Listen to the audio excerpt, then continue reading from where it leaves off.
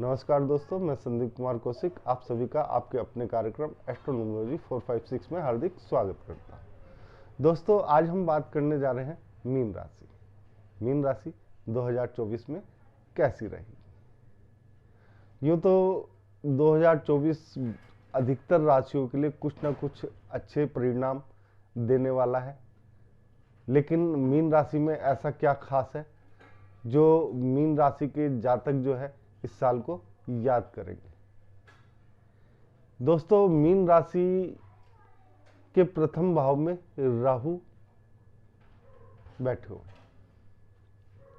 राहु बैठने के कारण इनके जो सोचने समझने की क्षमताएं हैं वो थोड़ी सी यहाँ पे वृद्धि होने के प्रबल योग बन रहे हैं। साथ ही ये लोग कुछ व्यर्थ का भी सोच सकते हैं, यानी कि फालतू बातें जो आपको अपने दिमाग में नहीं रखनी चाहिए वो तक सोच सकते हैं ये लोग इस समय। तो इन्हें जो सबसे ज़्यादा बचने की ज़रूरत है वो है ये कि फालतू के जो ख्यालात हैं आपके मन में, दिमाग में जो चल रहे हैं उन्हें बाहर निकालें और अपने कार्य पे फोकस करें। इसके बाद बात करते हैं दूसरे भाव में, जहाँ पे इनके गुरुदेव महाराज जी बैठे हुए हैं, गुरु बृहस्पति दूसरे भाव में। यहाँ पर आपको धन संचय करवाएंगे जो आपके काफ़ी समय से रुके हुए थे। आप किसी चीज़ की योजना बनाते थे लेकिन पैसा ना होने के कारण वो योजनाएं सफल नहीं हो पाती थी, लेकिन इस साल आपको धन संचय करने में काफ़ी मदद मिलेगी और आप काफ़ी ज़्यादा धन संचय कर पाएंगे। साथ ही गुरु के यहाँ पे होने से आपकी वाणी में मिठास बनी रहेगी। तीसरे भाव की बात करते हैं दोस्तों। तीसरे भाव पे जो इनका पराक्रम है,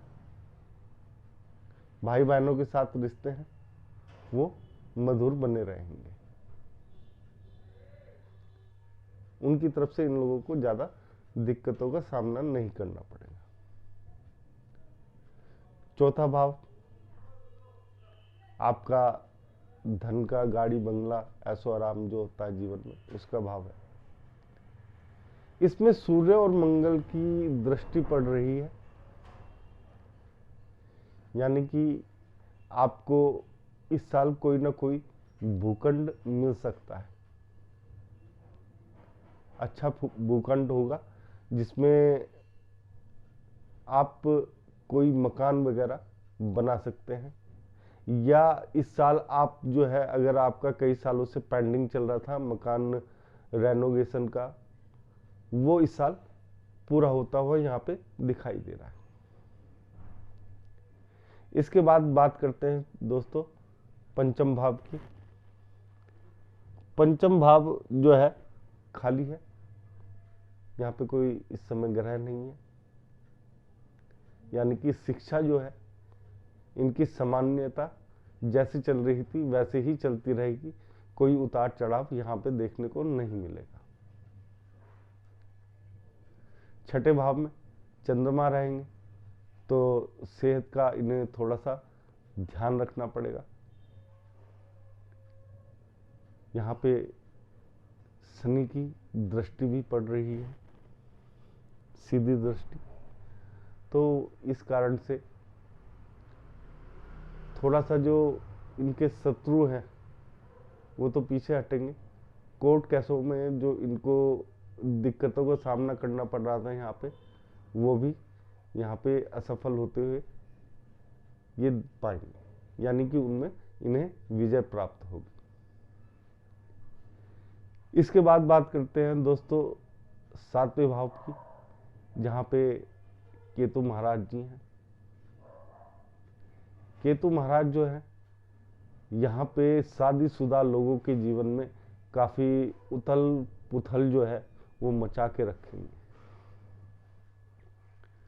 वैवाहिक जीवन में थोड़े झगड़े इस साल आप लोगों के ज़्यादा होने के चांसेस है, लेकिन गुरु आपके द्वितीय भाव में है तो काफ़ी हद तक उस चीज़ में आप लोग शांत रहेंगे।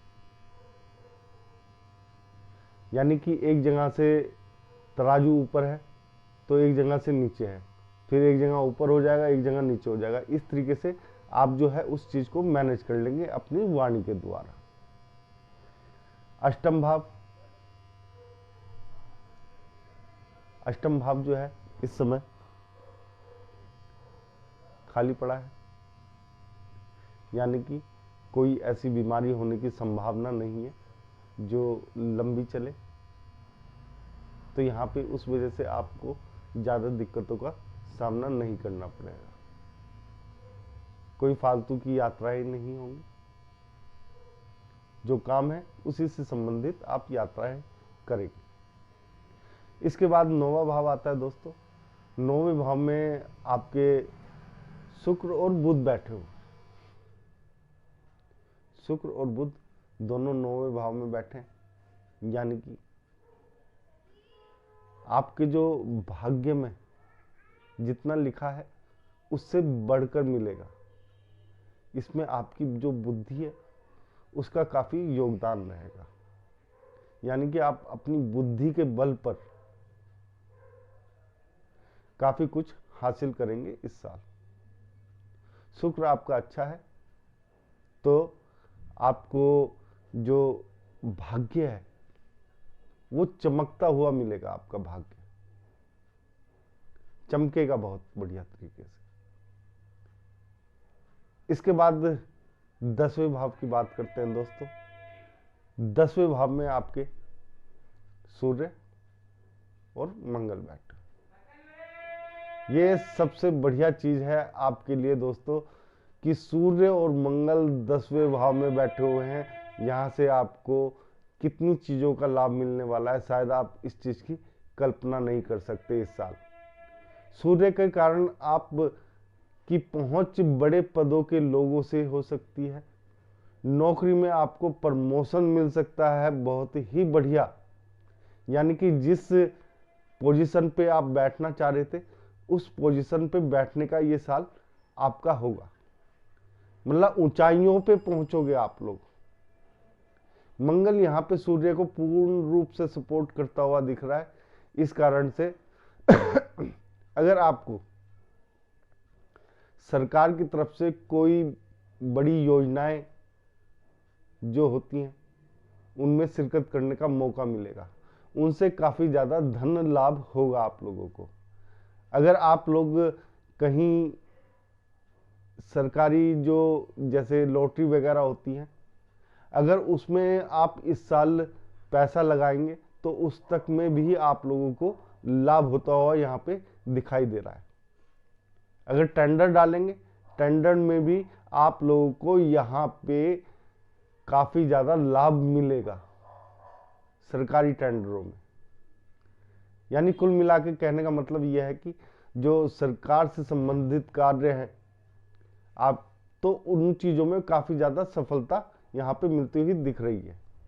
सरकारी नौकरी के योग भी यहाँ पे बहुत ज्यादा है। अगर सरकारी आप नहीं कर रहे हैं, प्राइवेट कर रहे हैं, तो उसमें भी आप ऊंचे पदों पे पहुंचेंगे इस साल, जिसकी आप लोगों ने कल्पना नहीं कर रखी थी कि यहाँ तक हमें पहुंचना है, लेकिन आप इस साल वहां तक पहुंच जाओगे सूर्य और मंगल के कारण। 11वां भाव, यानी कि 11वें भाव से धन के बारे में देखते हैं तो भाग्य के बारे में देखते हैं काफी हद तक, तो वो नॉर्मल रहने वाला आपका। 12वें भाव की बात करें तो 12वें भाव में आपके शनिदेव महाराज बैठे हैं, धीरे धीरे खर्चे बढ़ाएंगे आपके। जिस तरीके से आमदनी जो है आपकी बढ़ेगी उसी तरीके से शनिदेव यहाँ पे आपके खर्चे बढ़ाते हुए दिखाई देंगे आपको। तो यहाँ पे आप लोगों को खर्चों पे थोड़ा सा कंट्रोल करने की आवश्यकता पड़ेगी। सोच समझ के खर्चे करें और खर्चों पे आप स्वयं लगाम लगाएं, नहीं तो ये खर्चे छोटे से बड़े होते हुए बहुत ज़्यादा बड़े हो जाएंगे। तो दोस्तों सबसे मेन बात यह है कि इस साल जो नौकरी पेशा लोग हैं उन्हें बहुत ज़्यादा सफलता मिलेगी।